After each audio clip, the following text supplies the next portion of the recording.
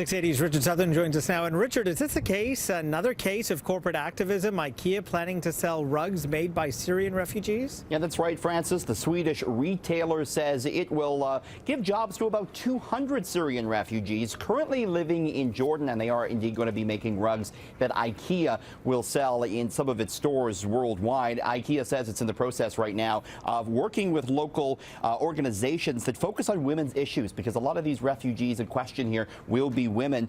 And the retailer as well says it's going to work to ensure that the hours are flexible for those women who are caring for family members. IKEA, though, insists that this project was in the works before U.S. President Trump's decision to ban travel into the U.S. from several predominantly Muslim countries. But there you go, Francis. Another case, perhaps, like you say, of some maybe corporate activism at work here. Let's just hope they're compensating those people properly, too. Yeah, no, they are going to get paid. Absolutely. Good. The $2.5 billion sushi industry on the verge of being maybe all but wiped out. What's going on? Are you a sushi fan? Do you like to go out for not really, to be honest. Spicy salmon rolls? No? They're not making money on me, no. So you won't miss this, but a lot of people will. Experts say the sushi experience by the year 2050 will be totally different than what it is today, at least for those outside of the 1%. The University of British Columbia says that much of the fish that sushi lovers eat today won't be available by 2050 because of climate change. Right now, sushi fans, they like bigger fish like bluefin tuna, and that's the type of fish that is most at risk due to climate change. We're already seeing prices shoot through the roof. Bluefin tuna reached a record price just a couple of weeks ago at auction, selling for more than $600,000 US. So climate change, Francis, could take its toll on that sushi dinner. Now, I know any story we do about food gets you thinking, and you happen to find some kind of hybrid Kit Kat? Sticking with the sushi theme, in Japan, Francis, you can get Kit Kat sushi. Take a look at this. The bars come in 3 flavors. There's a tuna sushi, which tastes like raspberry. They don't taste like fish, apparently.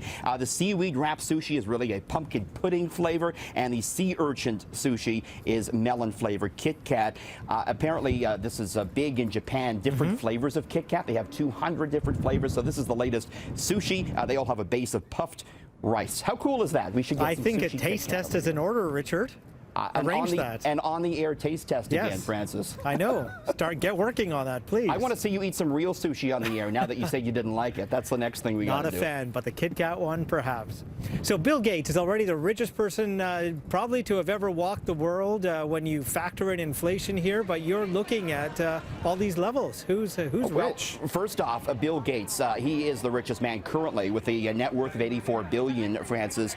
But he could now become the world's first trillionaire, according to a new report, if his wealth continues to appreciate at the rate of return it has been for the past decade. So by the time the 61-year-old Bill Gates rings in his 86th birthday, he could have a net worth of $1 trillion. That would be the first time we've seen that. That's crazy. Isn't that something? The ultra-rich have been enjoying a rate of return on their investments of about 11%.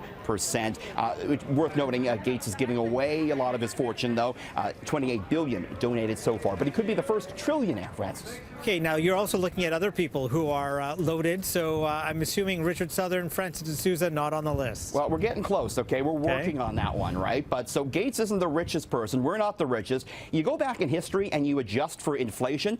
Augustus Caesar, one of the richest people, $4.6 trillion, his net worth.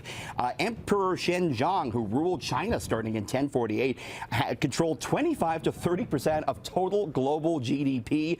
Then you get to some names you might recognize. Andrew Carnegie, who started U.S. Steel, would have $372 billion today if you adjusted for inflation. And John D. Rockefeller, who started Standard Oil, would have $341 billion. Very cool. And it is cold out here. Extreme cold weather alert issued in the city, but perhaps this unusual product might keep us warm between the sheets, Richard? Something new for you to keep your toes warm when you're in bed, Francis. It's called the Bed Jet, and it bills itself as the world's first climate control system for our bed. So you place the unit under the bed, and then you stick the nozzle into the mattress, and it blows either heated air or room temperature air into the bed to keep you warm or to keep you cool. There's 2 controls, so you and your bed mate can select different temperatures. It sells for $499. Good. Really? I don't need Really? it because I already blow a lot of hot air, You do, quite frankly. So I don't yes. need the bed jet just yet. Good to know. Thank you, Richard. Thanks, Francis.